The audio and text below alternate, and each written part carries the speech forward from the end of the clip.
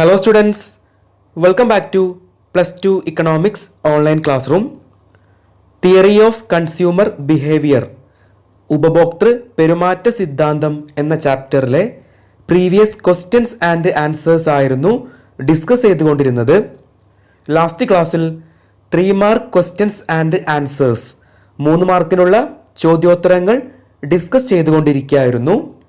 ഇന്നത്തെ ക്ലാസ്സിൽ അതിൻ്റെ ഒരു കണ്ടിന്യൂസ് സെഷൻ ആയിട്ട് തന്നെയാണ് ഡിസ്കസ് ചെയ്യാൻ വേണ്ടിയിട്ട് പോകുന്നത്. നെക്സ്റ്റ് ക്വസ്റ്റ്യൻ നമ്പർ 4 3 മാർക്കിനുള്ള 4ാമത്തെ ചോദ്യം ശ്രദ്ധിച്ചോളൂ. 2 demand function equations are given below. QD1 equal to 60 minus 10p, QD2 equal to 80 minus 10p. 2 ചോദന ധർമ്മത്തിൻ്റെ ഇക്വേഷൻസ് സൂത്രവാക്യങ്ങളാണ് ഇവിടെ കൊടുത്തിട്ടുള്ളത്. QD1 equal to 60 minus 10p, then QD2 equal to 80 minus 10p. QD1 എന്ന് പറഞ്ഞാൽ first demand equation or demand function, ഒന്നാമത്തെ ചോദന ധർമ്മമാണ് QD1. QD2 എന്താണ്? സെക്കൻഡ് ഡിമാൻഡ് ഫംഗ്ഷൻ, രണ്ടാമത്തെ ചോദന ധർമ്മമാണ് QD2. ഓക്കെ, ഇതാണ് മെയിൻ ക്വസ്റ്റ്യൻ. ഇനി ഇതിലെ സബ് ക്വസ്റ്റ്യൻ നോക്കിക്കോളൂ. Sub question A, derive 2 demand schedules for the above demand functions. Take the values of price as 1, 2, 3, 4, 5. അതായത് വില 1, 2, 3, 4, 5 എന്നിവയാവുമ്പോഴുള്ള ചോദന പട്ടിക തയ്യാറാക്കുക. അതാണ് ഇവിടെ സബ് ക്വസ്റ്റ്യൻ. അതാണ് നമുക്ക് ഈ 2 ചോദന ധർമ്മത്തിൽ നിന്നും, ഈ 2 ഡിമാൻഡ് ഇക്വേഷൻസ് അല്ലെങ്കിൽ ഡിമാൻഡ് ഫംഗ്ഷൻസിൽ നിന്നും കണ്ടുപിടിക്കേണ്ടത്. വളരെ സിമ്പിൾ ആയിട്ടുള്ള ഒരു ചോദ്യമാണ്. ഈ പാറ്റേണിലുള്ള ചോദ്യം നമ്മൾ പഠിച്ചിട്ടുള്ളതാണ്. ഓക്കെ, നമുക്ക് ആൻസറിലേക്ക് കടക്കാം. ഇവിടെ 3 കോളങ്ങളാണ് കൊടുത്തിട്ടുള്ളത്. ഫസ്റ്റ് കോളം പ്രൈസ് ആണ്, വിലയാണ്. സെക്കൻഡ് കോളം ഒന്നാമത്തെ ഡിമാൻഡ് ഫംഗ്ഷൻ, ഒന്നാമത്തെ ചോദന ധർമ്മം QD1 equal to 60 minus 10p, 60 minus 10p. മൂന്നാമത്തെ കോളം എന്താണ്? രണ്ടാമത്തെ ഡിമാൻഡ് ഫംഗ്ഷൻ, രണ്ടാമത്തെ ചോദന ധർമ്മം QD2 equal to 80 minus 10p. Okay ആണല്ലോ. ഇവിടെ 5 പ്രൈസ്, 5 വിലകളാണുള്ളത്. 1, 2, 3, 4 ആൻഡ് 5. എന്ത് ചെയ്താൽ മതി? ആദ്യം നമുക്ക് രണ്ടാമത്തെ കോളം, അതായത് ഒന്നാമത്തെ ചോദന ധർമ്മം, അവിടെ നമുക്ക് പിയുടെ പൊസിഷനിൽ പ്രൈസ്, പി എന്ന് പറഞ്ഞാൽ വിലയാണ്, ആ വിലയുടെ സ്ഥാനത്ത് ഈ ഓരോ പ്രൈസ് സബ്സ്റ്റിറ്റ്യൂട്ട് ചെയ്ത് കൊടുത്താൽ മതി. പകരം കൊടുത്തു കഴിഞ്ഞാൽ ആ സ്ഥാനത്ത് പിയുടെ വ്യത്യസ്ത വാല്യൂസ്, മൂല്യങ്ങൾ കൊടുത്തു കഴിഞ്ഞാൽ ആ ചോദ്യം കണ്ടുപിടിച്ചു. ഒന്നാമത്തെ ഡിമാൻഡ് ഫംഗ്ഷൻ, ഒന്നാമത്തെ ചോദന ധർമ്മം ഉപയോഗിച്ചുകൊണ്ട് ഒന്നാമത്തെ ഡിമാൻഡ് ഷെഡ്യൂൾ, ഒന്നാമത്തെ ചോദന പട്ടിക പ്രിപ്പയർ ചെയ്ത് കഴിയും. നോക്കാം നമുക്ക്. അതായത് നോക്കിക്കേ, ഒന്നാമത്തെ പ്രൈസ് 1 ആണ്. അപ്പോൾ പിയുടെ പൊസിഷനിൽ 1 എന്ന് സബ്സ്റ്റിറ്റ്യൂട്ട് ചെയ്യുക, പിയുടെ പൊസിഷനിൽ 1 എന്ന് കൊടുക്കുക. അപ്പോൾ എങ്ങനെ വരും ആ function? 60 minus 10 into 1, 60 minus 10 into 1. ആദ്യം എന്ത് ചെയ്യണം? യെസ്, മൾട്ടിപ്ലിക്കേഷൻ, ഗുണനമാണ് നടത്തേണ്ടത്. ബോഡ്മാസ് റൂളൊക്കെ നമ്മൾ പഠിച്ചിട്ടുണ്ട്. എന്താണ് ബോഡ്മാസ് റൂൾ എന്ന് പറഞ്ഞാൽ? ഡിവിഷൻ അല്ലെങ്കിൽ ഹരണം ഉണ്ടെങ്കിൽ ആദ്യം അത് ചെയ്യണം, ദെൻ മൾട്ടിപ്ലിക്കേഷൻ, പിന്നീട് ചെയ്യേണ്ടത് ഗുണനമാണ്, അതിനുശേഷം ആഡിങ് ആണ്, കൂട്ടുക, അവസാനമാണ് സബ്സ്ട്രാക്ഷൻ, മൈനസ്. ഈ ഓർഡർ കൃത്യമായിട്ട് ഓർമ്മ വേണം. അതാണ് ബോഡ്മാസ് റൂൾ. അപ്പോൾ ആദ്യം ചെയ്യേണ്ടത് 10നെ 1 കൊണ്ട് ഗുണിക്കണം, എന്നിട്ട് വേണം ആ ഉത്തരത്തിനെ 60ൽ നിന്ന് മൈനസ് ചെയ്യാൻ വേണ്ടിയിട്ട്. അപ്പോൾ 60 മൈനസ് 10 50 ദെൻ അവിടെ പിയുടെ പൊസിഷനിൽ രണ്ടാമത്തെ പ്രൈസ് 2 എന്ന് സബ്സ്റ്റിറ്റ്യൂട്ട് ചെയ്യുക. അപ്പോൾ 60 മൈനസ് 10 ഇൻറ്റു 2, ആദ്യം 10നെ 2 കൊണ്ട് ഗുണിക്കണം, 20. 60 മൈനസ് 20 40 അങ്ങനെ ഓരോ പ്രൈസ് പിയുടെ പൊസിഷനിലും സബ്സ്റ്റിറ്റ്യൂട്ട് ചെയ്തുകൊണ്ട് സോൾവ് ചെയ്യുക. ഈ പാറ്റേൺ ചോദ്യം നമ്മൾ പഠിച്ചതാണ്. അങ്ങനെ ഒന്നാമത്തെ ഡിമാൻഡ് ഫംഗ്ഷൻ വ്യത്യസ്ത വിലകൾ ഉപയോഗിച്ചുകൊണ്ട് ഡിമാൻഡ് ഷെഡ്യൂൾ നമ്മൾ തയ്യാറാക്കി കഴിഞ്ഞു. ദെൻ രണ്ടാമത്തെ ഡിമാൻഡ് ഫംഗ്ഷൻ, രണ്ടാമത്തെ ചോദന ധർമ്മം QD2 equal to 80 minus 10p. Okay, QD എന്ന് പറഞ്ഞാൽ ഡിമാൻഡ് ഫംഗ്ഷൻ ആണ്, ഓർമ്മ വേണം. അത് എഴുതുന്ന ഫോർമാറ്റ് എന്താണ്? QD equal to A minus BP. ആ ഒരു ഫോർമാറ്റിലാണ് ഈ ഒരു ഫംഗ്ഷൻ, ഈ രണ്ട് ഫംഗ്ഷൻസും എഴുതിയിട്ടുള്ളത്. ക്ലിയർ ആണല്ലോ? QD എന്ന് ചോദിക്കാം, Q എന്ന് ചോദിക്കാം, D ഓഫ് P എന്ന് ചോദിക്കാം. ഇവ മൂന്നും എന്തിനെയാണ് സൂചിപ്പിക്കുന്നത്? ഡിമാൻഡ് ഫംഗ്ഷനെയാണ് സൂചിപ്പിക്കുന്നത്. ഓക്കെ, അപ്പോൾ നേരത്തെ ചെയ്ത അതേ പാറ്റേൺ ഇവിടെയും അപ്ലൈ ചെയ്യാം. അതായത് ഒന്നാമത്തെ പ്രൈസ് 1 അപ്പോൾ 80 മൈനസ് 10 ഇൻറ്റു 1. ആ ഡിമാൻഡ് ഫംഗ്ഷനിൽ പിയുടെ പൊസിഷനിൽ 1 എന്ന് സബ്സ്റ്റിറ്റ്യൂട്ട് ചെയ്യുക. 80 മൈനസ് 10 ഇൻറ്റു 1. ആദ്യം 10നെ 1 കൊണ്ട് ഗുണിക്കണം, എന്നിട്ട് 80ൽ നിന്ന് മൈനസ് ചെയ്യുക. 80 മൈനസ് 10 70. ദെൻ അങ്ങനെ ഓരോ പ്രൈസ് എവിടെ കൊടുക്കണം? പിയുടെ പൊസിഷനിൽ കൊടുക്കുക, സോൾവ് ചെയ്യണം. ക്ലിയർ ആണല്ലോ? വളരെ സിമ്പിൾ ആയിട്ടുള്ള ഒരു ചോദ്യമാണ്, ഈസി ആയിട്ട് നമുക്ക് സ്കോർ ചെയ്യാൻ സാധിക്കുന്നതാണ്. ദെൻ ക്വസ്റ്റ്യൻ നമ്പർ 5, 3 മാർക്കിനുള്ള 5ാമത്തെ ചോദ്യം ശ്രദ്ധിച്ചോളൂ. For a linear demand curve, ഒരു രേഖീയ ചോദന വക്രം, അതിന്റെ ഇക്വേഷൻ ആണ് ഇവിടെ കൊടുത്തിട്ടുള്ളത്. Linear demand function, linear demand equation അല്ലെ, എല്ലാം നമുക്ക് അറിയാം. D of P equal to A minus BP ആണ് ഇക്വേഷൻ. ഇനി ഇതിലെ സബ് ക്വസ്റ്റ്യൻ നോക്കിക്കോളൂ. Sub question 1, state the meaning of A and minus B. ഈ ഒരു ഇക്വേഷനിൽ A അതുപോലെ മൈനസ് B ഇവ രണ്ടും എന്തിനെയാണ് സൂചിപ്പിക്കുന്നത്? സ്മോൾ ലെറ്റർ A എന്തിനെയാണ് സൂചിപ്പിക്കുന്നത്? അതുപോലെ മൈനസ് B എന്തിനെയാണ് സൂചിപ്പിക്കുന്നത്? അത് എഴുതാനാണ് ഒന്നാമത്തെ സബ് ക്വസ്റ്റ്യൻ. അതിൽ തന്നെ രണ്ടാമത്തെ സബ് ക്വസ്റ്റ്യൻ നോക്കിക്കോളൂ. What does the slope of the demand curve mean? ചോദന വക്രത്തിന്റെ ചരിവ് എന്നതുകൊണ്ട് സൂചിപ്പിക്കുന്നത് എന്താണ്? അതായത് ഡിമാൻഡ് കർവ് ഡൗൺവേർഡ് സ്ലോപ്പിംഗ് കർവാണ്, അല്ലെങ്കിൽ നെഗറ്റീവ്ലി സ്ലോപ്ഡ് കർവാണ്. അതെന്തിനെയാണ് കാണിക്കുന്നത്? അതെന്താണ് മീൻ ചെയ്യുന്നത്? അതാണ് രണ്ടാമത്തെ സബ് ക്വസ്റ്റ്യൻ ആയിട്ട് എഴുതേണ്ടത്. ഓക്കെ, അപ്പോൾ ഒന്നാമത്തെ സബ് ക്വസ്റ്റ്യൻ ആൻസർ സിമ്പിൾ ആണ്. ലീനിയർ ഡിമാൻഡ് ഇക്വേഷൻ, രേഖീയ ചോദന ധർമ്മത്തില് ഇക്വേഷൻ എന്തായിരുന്നു? D of B equal to A minus BP ആണ്, അല്ലെങ്കിൽ Q equal to A minus BP ആണ്. ഓക്കെ, ഇതിൽ A എന്തിനെയാണ് സൂചിപ്പിക്കുന്നത്? വെർട്ടിക്കൽ ഇന്റർസെപ്റ്റിനെയാണ്. Vertical intercept. മൈനസ് B എന്തിനെയാണ് കാണിക്കുന്നത്? Slope of the demand curve, ചോദന വക്രത്തിന്റെ ചരിവിനെയാണ് മൈനസ് B എന്നതുകൊണ്ട് റെപ്രസെന്റ് ചെയ്യുന്നത്. ഓക്കെ, സിമ്പിൾ ആണ്. രണ്ടാമത്തെ സബ് ക്വസ്റ്റ്യൻ എന്തായിരുന്നു? ഡിമാൻഡ് കർവിന്റെ സ്ലോപ്പ് കൊണ്ട് എന്താണ് ഉദ്ദേശിക്കുന്നത്? ഓക്കെ, ആൻസർ എന്താണ്? ശ്രദ്ധിച്ചോളൂ. The slope of the demand curve measures the rate at which demand changes with respect to its price. വില മാറുന്നതിനനുസരിച്ച് ചോദനത്തിലും മാറ്റം ഉണ്ടാകുന്നു. അതിനാൽ വില മാറുന്നതിനനുസരിച്ച്, അല്ലെങ്കിൽ വിലയിലെ മാറ്റത്തിനനുസരിച്ച് ചോദനം മാറുന്നതിന്റെ നിരക്കാണ് ചോദന വക്രത്തിന്റെ ചരിവ് എന്നതുകൊണ്ട് ഉദ്ദേശിക്കുന്നത്. അതായത് പ്രൈസും ക്വാണ്ടിറ്റി ഡിമാൻഡും വിലയും ചോദനത്തിന്റെ അളവും തമ്മിൽ വിപരീത ബന്ധമാണ് ഉള്ളത് അല്ലെ. വിലയിൽ ഉണ്ടാകുന്ന മാറ്റത്തിനനുസരിച്ച് ചോദനത്തിൽ ഉണ്ടാകുന്ന മാറ്റത്തിന്റെ നിരക്കിനെയാണ് എന്ത് കാണിക്കുന്നത്? ചോദന വക്രത്തിന്റെ ചരിവ്, slope of the demand curve കാണിക്കുന്നത്. സിമ്പിൾ ആണല്ലോ, പഠിച്ചു. ദെൻ ക്വസ്റ്റ്യൻ നമ്പർ 6, 3 മാർക്കിനുള്ള 6ാമത്തെ ചോദ്യം ശ്രദ്ധിച്ചോളൂ. Observe the 3 budget lines drawn below.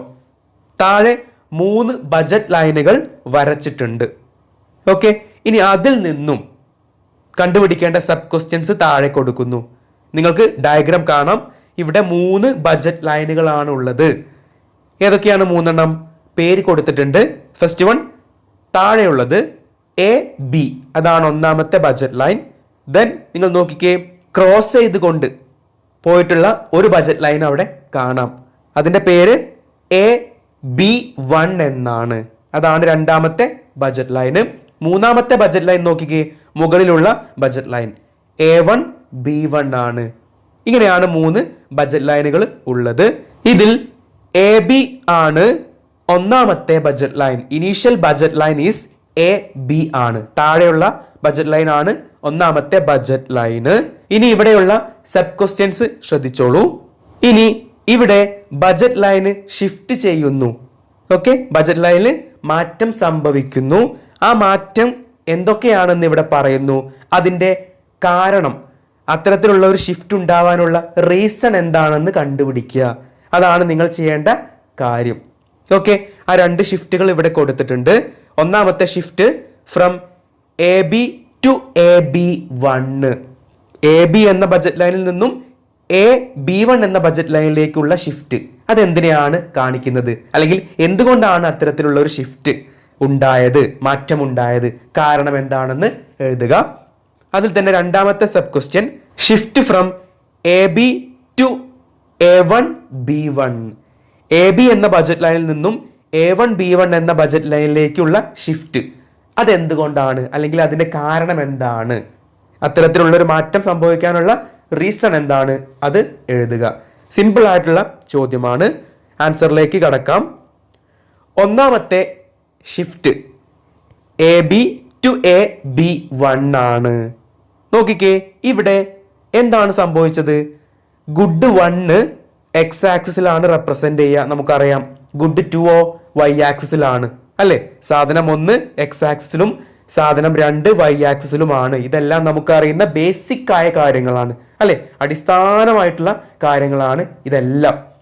ഇനി ഇതിൽ നോക്കിക്കേ, ഇവിടെ AB എന്ന ബഡ്ജറ്റ് ലൈനിൽ നിന്നും AB1 എന്ന ബഡ്ജറ്റ് ലൈനിലേക്ക് ഷിഫ്റ്റ് ചെയ്തു. ബഡ്ജറ്റ് ലൈന് മാറ്റം സംഭവിച്ചു. എന്തുകൊണ്ടാണ്? ഇവിടെ നോക്കിക്കേ, ഗുഡ് 2ന്റെ സാധനം 2ന്റെ വിലയിൽ ഒരു മാറ്റവും സംഭവിക്കുന്നില്ല. അത് അവിടെ കോൺസ്റ്റന്റ് ആയിട്ട് നിൽക്കുന്നു. എന്നാൽ സാധനം 1ന്റെ വിലയിൽ മാറ്റമുണ്ടായി അല്ലെ. എന്ത് മാറ്റം ഉണ്ടായത്? സാധനം 1ന്റെ വില കുറഞ്ഞു. ആ സമയം സാധനം 2ന്റെ വില സ്ഥിരമാണ്, കോൺസ്റ്റന്റ് ആണ്. ഈ ഒരു സിറ്റുവേഷൻ നമ്മൾ ബഡ്ജറ്റ് ലൈനിലെ ഷിഫ്റ്റ് പറഞ്ഞ സമയത്ത് പഠിച്ചിട്ടുണ്ട് അല്ലെ. When price of good 1 decreases, price of good 2 remain constant. സാധനം 1ന്റെ വില കുറയുമ്പോൾ സാധനം 2ന്റെ വില സ്ഥിരമാണെങ്കിൽ അവിടെ ബഡ്ജറ്റ് ലൈനിൽ ഉണ്ടാവുന്ന ഷിഫ്റ്റ് പഠിച്ചിട്ടുണ്ട്. ബഡ്ജറ്റ് ലൈൻ വലതുവശത്തേക്ക്, റൈറ്റ് വേർഡിലേക്ക് മൂവ് ചെയ്യുന്നു അല്ലെ, വലതുവശത്തേക്ക് നീങ്ങുന്നു, പഠിച്ചിട്ടുണ്ട്. വില കുറഞ്ഞു കഴിഞ്ഞാൽ ആ സാധനം കൂടുതൽ വാങ്ങിക്കും. അതുകൊണ്ട് ബഡ്ജറ്റ് ലൈൻ AB എന്നതിൽ നിന്ന് AB1 ആയിട്ട് ഷിഫ്റ്റ് ചെയ്യുന്നു. പഠിച്ചല്ലോ, സിമ്പിൾ ആയിട്ട് നമുക്ക് അറിയുന്ന കാര്യമാണ്. രണ്ടാമത്തെ ഷിഫ്റ്റ് എങ്ങോട്ടായിരുന്നു? AB to A1B1. AB എന്ന ബഡ്ജറ്റ് ലൈനിൽ നിന്നും A1B1 എന്ന ബഡ്ജറ്റ് ലൈനിലേക്ക് ഷിഫ്റ്റ് ചെയ്യുന്നു. ഇതെന്തിനെയാണ് കാണിക്കുന്നത്? യെസ്, ഇവിടെ 2 സിറ്റുവേഷൻ കൊണ്ടാണ്, 2 സാഹചര്യം കൊണ്ടാണ് ഇത്തരത്തിലുള്ള ഒരു ഷിഫ്റ്റ് ബഡ്ജറ്റ് ലൈനിൽ ഉണ്ടാവുന്നത്.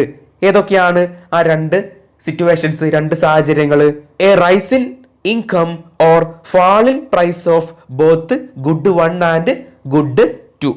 ഒന്നെങ്കിൽ ഉപഭോക്താവിന്റെ വരുമാനത്തിൽ വർധനവ് സംഭവിക്കുന്നു. ഓക്കെ, ഉപഭോക്താവിന്റെ വരുമാനം വർദ്ധിക്കുന്നു. അല്ലെങ്കിൽ സാധനം 1ന്റെയും സാധനം 2ന്റെയും വില കുറയുന്നു. ഓക്കെ, 2 സാധനങ്ങളുടെയും വില കുറഞ്ഞു കഴിഞ്ഞാൽ നമ്മൾ അത് കൂടുതലായിട്ട് വാങ്ങിക്കും അല്ലേ. അപ്പോൾ ഈ 2 സാഹചര്യങ്ങളിൽ ഏതെങ്കിലും ഒന്നുകൊണ്ടായിരിക്കാം ബഡ്ജറ്റ് ലൈന് ABയിൽ നിന്ന് A1B1 ആയിട്ട് ഷിഫ്റ്റ് ചെയ്തത്. ഓക്കെ, സിമ്പിൾ ആയിട്ട് പഠിച്ചു. ദെൻ ക്വസ്റ്റ്യൻ നമ്പർ 7, 3 മാർക്കിനുള്ള 7ാമത്തെ ചോദ്യം ശ്രദ്ധിച്ചോളൂ. Choose the correct answer from the given multiple choice. താഴെ പറയുന്നവയിൽ ശരിയായത് ഏതാണെന്ന് തെരഞ്ഞെടുത്ത് എഴുതുക.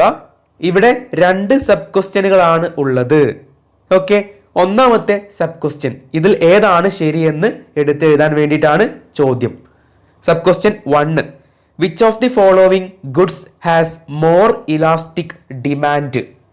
താഴെ തന്നിരിക്കുന്നവയിൽ ഇലാസ്തികത കൂടിയ വസ്തു അല്ലെങ്കിൽ ഇലാസ്തികത കൂടിയ സാധനം ഏതാണ്?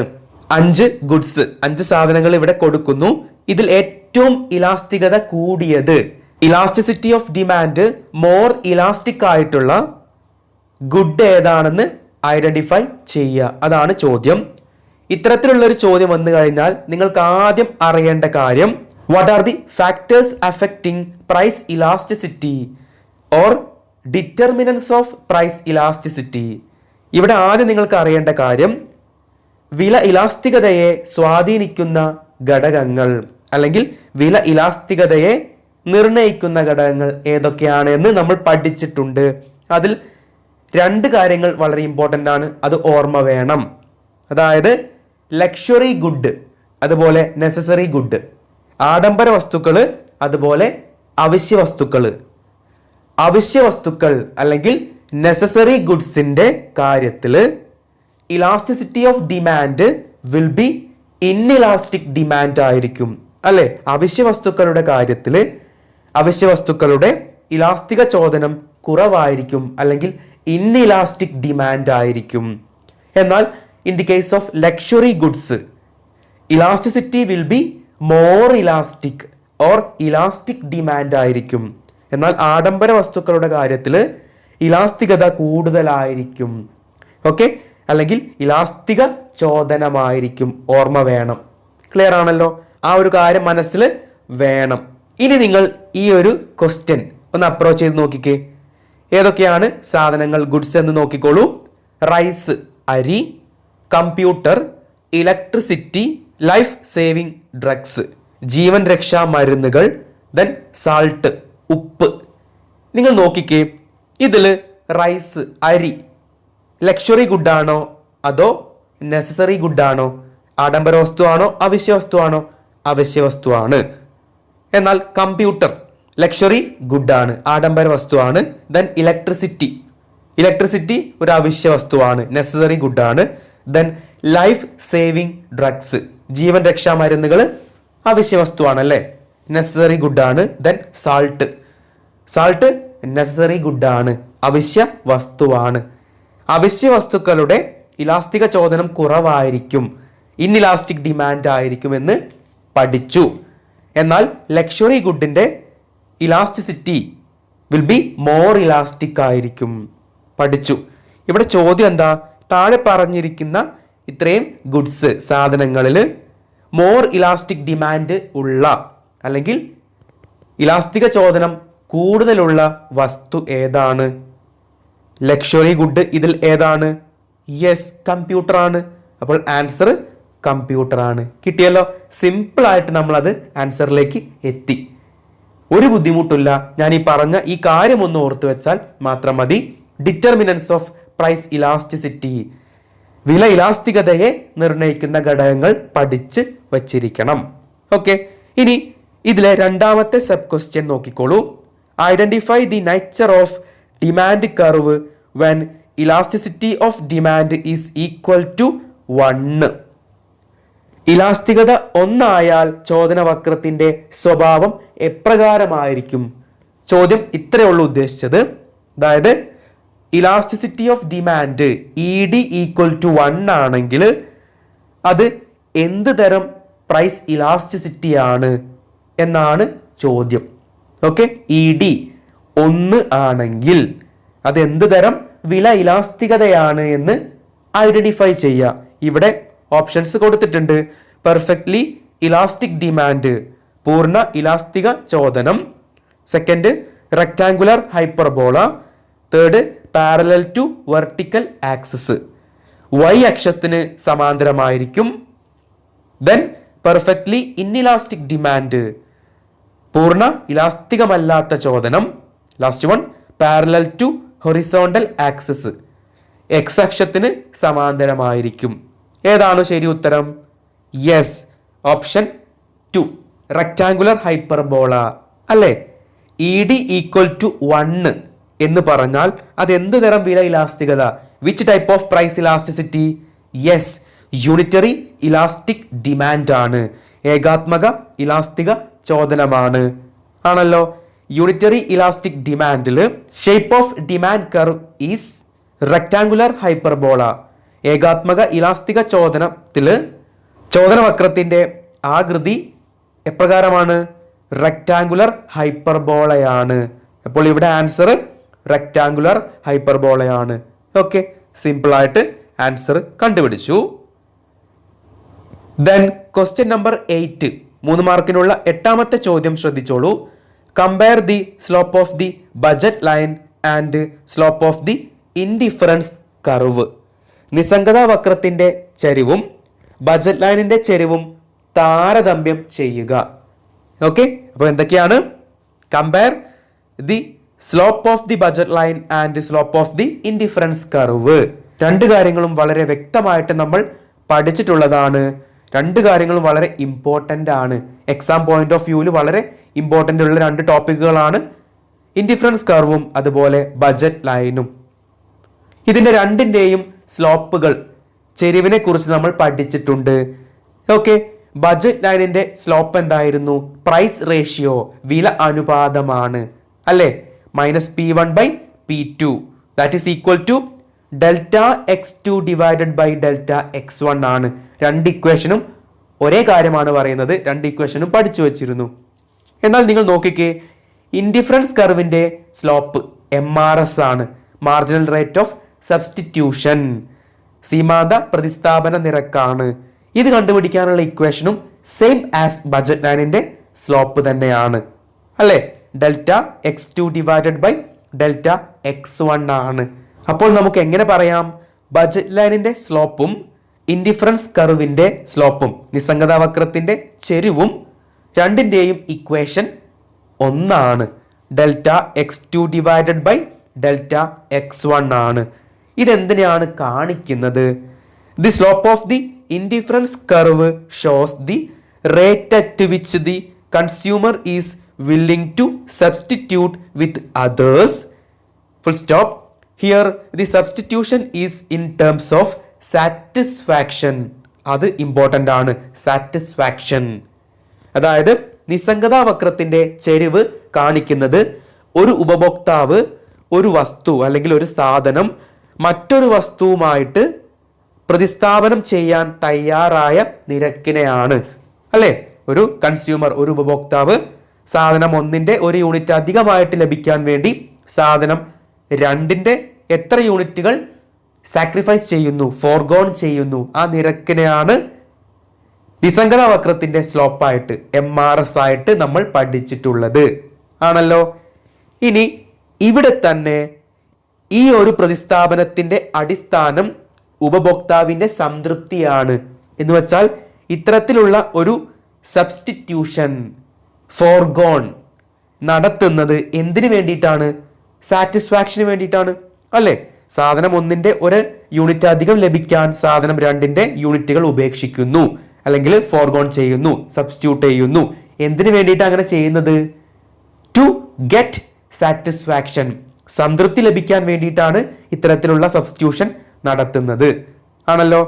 എന്നാൽ ഇനി ബജറ്റ് ലൈനിന്റെ കാര്യത്തിൽ the slope of the budget line shows the rate at which a consumer is willing to or able to substitute one good for others. Full stop. Here the substitution is in terms of price. എന്നാൽ budget ലൈനിന്റെ കാര്യത്തിൽ budget ലൈനിന്റെ ചെരിവ് കാണിക്കുന്നത് ഒരു ഉപഭോക്താവ് ഒരു വസ്തു അല്ലെങ്കിൽ ഒരു സാധനം മറ്റൊരു വസ്തുവുമായി പ്രതിസ്ഥാപനം ചെയ്യാൻ കഴിയുന്ന നിരക്കാണ്. ഇവിടെയും അതേ കാര്യം തന്നെയാണ്.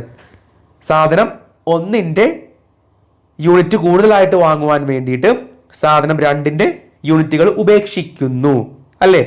ഒരേ കാര്യം തന്നെയാണ്. എന്നാൽ ഇത്തരത്തിലുള്ള ഒരു സബ്സ്റ്റിറ്റ്യൂഷൻ, പ്രതിസ്ഥാപനത്തിന്റെ അടിസ്ഥാനം എന്താണ്? വിലയാണ് അല്ലേ? വിലയുടെ അടിസ്ഥാനത്തിലാണ് നമ്മൾ സാധനങ്ങളുടെ അളവ് കൂടുതൽ വാങ്ങുന്നതും അതുപോലെ മറ്റേ സാധനത്തിന്റെ അളവ് കുറവ് വാങ്ങുന്നതും ആണല്ലോ. 2 കാര്യം ഓക്കെ ആണല്ലോ. എന്തായിരുന്നു? സാധനം 1ന്റെയും സാധനം 2ന്റെയും അളവുകൾ കൂടുതൽ വാങ്ങുന്നതും കുറവ് വാങ്ങുന്നതും എന്തിന്റെ അടിസ്ഥാനത്തിലാ? സാധനത്തിന്റെ വില, പ്രൈസ് ഓഫ് ദി കമോഡിറ്റി, അത് നോക്കിയിട്ടാണ് ആണല്ലോ.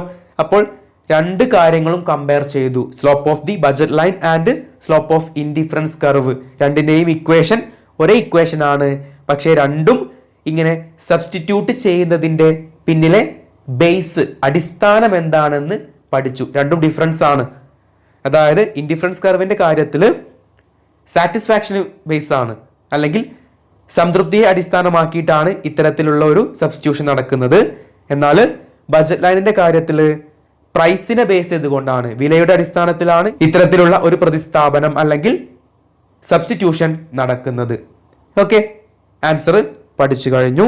അപ്പോൾ ഇന്ന് വളരെ ചെറിയൊരു പാർട്ടാണ് ഡിസ്കസ് ചെയ്തിട്ടുള്ളത്. വളരെ ഇമ്പോർട്ടൻ്റ് ആയിട്ടുള്ള ഒരു പാർട്ട് കൂടെയാണ്. ഇത്തരത്തിലുള്ള ചോദ്യങ്ങളെല്ലാം എക്സാമിന് എക്സ്പെക്റ്റ് ചെയ്യാവുന്ന ക്വസ്റ്റ്യൻസ് ആണ്. കൃത്യമായിട്ട് ക്ലാസ് കണ്ട് മനസ്സിലാക്കണം. ഓക്കെ, അപ്പോൾ അടുത്ത ക്ലാസ്സിൽ നമുക്ക് വീണ്ടും കണ്ടുമുട്ടാം. Thank you so much.